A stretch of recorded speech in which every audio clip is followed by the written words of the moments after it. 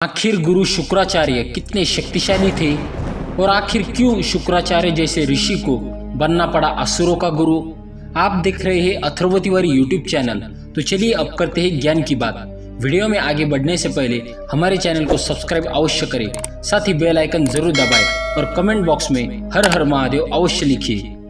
हिंदू धार्मिक ग्रंथों में देवताओं के अधिपति के रूप में इंद्र को और उनके गुरु के रूप में बृहस्पति को और परम इष्ट के रूप में विष्णु जी को माना जाता है। दूसरी ओर दैत्यों के अधिपति के रूप में हिरण्यकश्यप और को माना जाता है और दैत्यों के गुरु को अधिपति स्वयं शुक्राचार्य को मिली है। वही दैत्यों के परम इष्ट स्वयं भगवान शिव माने जाते हैं। एक और जहाँ देवताओं के भवन अस्त्र आदि के निर्माण करता स्वयं विश्वकर्मा थे, तो वही दूसरी ओर असुरों के निर्माण करता माया दानव थे। लेकिन सब हैरान कर देने वाली बात है तो यह कि आखिर इतने शक्तिशाली गुरु शुक्राचार्य को दैत्यों का गुरु क्यों बनना पड़ा। दरअसल शुक्राचार्य के संबंध में काशी खंड, महाभारत इत्यादि ग्रंथों में अनेक कथाएं वर्णित है। अनेक शास्त्रों में अलग अलग कहानियों के रूप में गुरु शुक्राचार्य को दर्शाया गया है कि वो कैसे दैत्यों के गुरु बने थे। तो चलिए आज की इस वीडियो को शुरू करते हैं और जानते हैं कि शुक्राचार्य जैसे शक्तिशाली ऋषि आखिर कैसे दैत्यों के गुरु बने। दरअसल शुक्राचार्य महान ऋषि भंगु के पुत्र थे और साथ ही साथ भगवान विष्णु के भक्त प्रहलाद के भांजे भी थे। महान ऋषि भंगु की पहली पत्नी का नाम खयाति था, जो उनके भाई दक्ष की कन्या थी। ख्याति से भंगु को 2 पुत्र प्राप्त हुए, धाता और विधाता।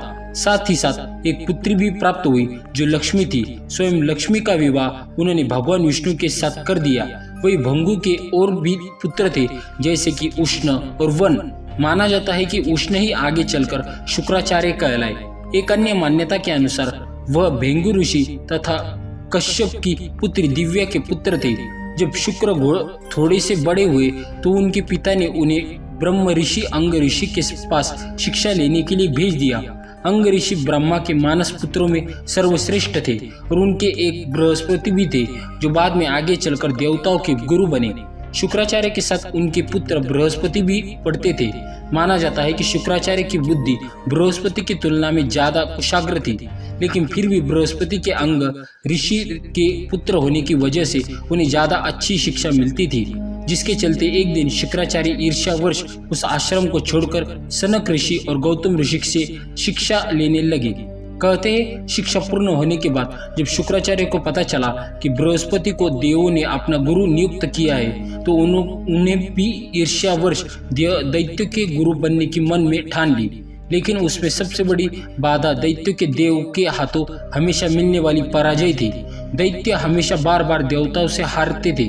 इसके बाद शुक्राचार्य मन ही मन यह सोचने लगे कि अगर वह भगवान शिव को प्रसन्न करके उनसे संजीवनी मंत्र प्राप्त कर लेते हैं तो वह दैत्यों को विजयी दिलवा सकते हैं। कहते हैं संजीवनी विद्या का आविष्कार भगवान शिव ने किया था। आपको ज्ञात होगा कि भगवान गणेश का सिर काटकर हाथी का सिर लगाकर भगवान शिव ने ही गणेश जी को पुनः जीवन दान दिया था। सिर्फ यही नहीं, अपनी पत्नी सती के देह त्यागने के बाद भगवान शिव ने ही दक्ष प्रजापति का अंत किया था, जिसके बाद देवताओं ने खूब मनाने के बाद उन्होंने दक्ष प्रजापति के सिर की जगह बकरे का सिर लगाकर उन्हें जीवन दान दिया था। कहते हैं इस विद्या द्वारा मृत शरीर को भी जीवित किया जा सकता था। यह विद्या असुर के गुरु शुक्राचार्य को याद हुई, क्योंकि उन्होंने स्वयं भगवान शिव की कठोर तपस्या की थी। उधर देवों ने मौका का फायदा उठाकर दैत्यों का संहार आरंभ किया। शुक्राचार्य तपस्या में लीन है, यह जानकर दैत्य उनकी माता की शरण में चले गए। ख्याति ने दैत्यों को शरण दी और जो भी देवता दैत्यों को मारने आता वो उसे मूर्छित कर देती या फिर अपनी शक्तियों से उनको लकवाग्रस्त कर देती। ऐसे में दैत्य बलशाली हो गए और धरती पर लगातार पाप बढ़ने लगा। तब धरती पर पुनः धर्म की स्थापना करने के लिए भगवान विष्णु ने शुक्राचार्य की माता और भृगु ऋषि की पत्नी ख्याति का सुदर्शन चक्र से सर धड़ से अलग कर दिया। दैत्यों के संहार में देवों की और समूचे जगत की मदद भी उन्होंने की। जब इस बात का पता शुक्राचार्य को चला तो उन्होंने भगवान विष्णु पर बहुत क्रोध आया और उन्होंने मन ही मन उनसे बदला लेने की ठान ली। और तब तक वह भगवान शिव की कठोर तपस्या को पूर्ण कर चुके थे और उनकी तपस्या से प्रसन्न होकर भगवान शिव ने उन्हें संजीवनी मंत्र दे दिया। फिर शुक्राचार्य ने दैत्यों के राज्य को पुनः स्थापित कर अपनी मां की मृत्यु का बदला लिया। ऐसा माना जाता है कि तब से शुक्राचार्य और भगवान विष्णु एक दूसरे के कड़े शत्रु बन गए। वहीं दूसरी ओर महान ऋषि भृगु को जब इस बात का पता चला कि भगवान विष्णु ने उनकी पत्नी ख्याति का वध कर दिया है, तो उन्होंने भगवान विष्णु को श्राप दे दिया कि उन्होंने एक स्त्री का वध किया है, इसलिए उनको बार बार पृथ्वी पर माँ के गर्भ से जन्म लेना होगा और उनकी माता बार बार कष्ट भोगती रहेगी। वही बात की जाए शुक्राचार्य की, तो शुक्राचार्य बहुत ही शक्तिशाली गुरु माने जाते हैं।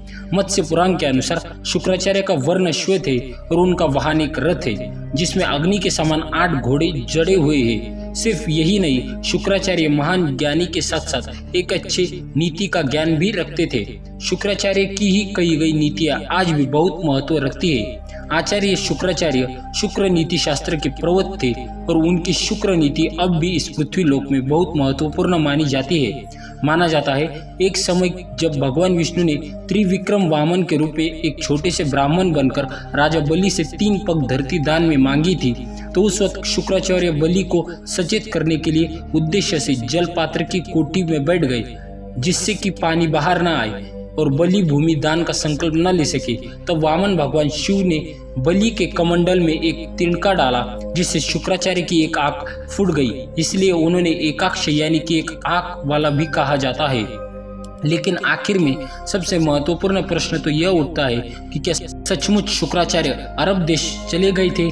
क्या उन्होंने ही मक्का मदीना बसाने में स्वयं शूर्पणखा की सहायता की थी? शुक्राचार्य को प्राचीन अरब के धर्म और संस्कृति का प्रवर्तक माना जाता है। हालांकि इस पर बहुत विवाद भी होता है।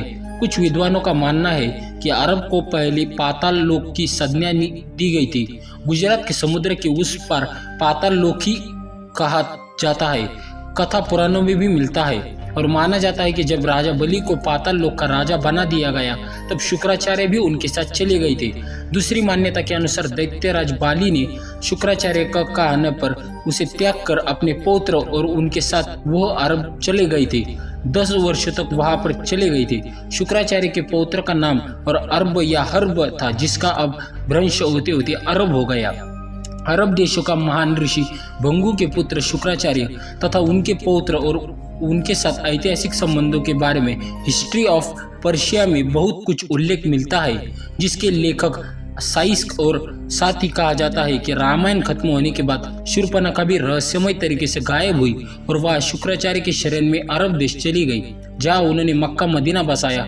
और आज के जितने भी अरब के लोग हैं या जितने भी मुसलमान समुदाय के लोग हैं, वह सब शुक्राचार्य और शूर्पणखा की पीढ़ी माने जाते हैं। इस विषय पर हम पहले भी एक डिटेल वीडियो बना चुके हैं, आपको लिंक डिस्क्रिप्शन में मिल जाएगी। साथ ही आई कार्ड पर क्लिक करें और उस वीडियो को देखें। अगर आपको हमारी यह खास वीडियो पसंद आई हो तो वीडियो को लाइक, शेयर और सब्सक्राइब करें।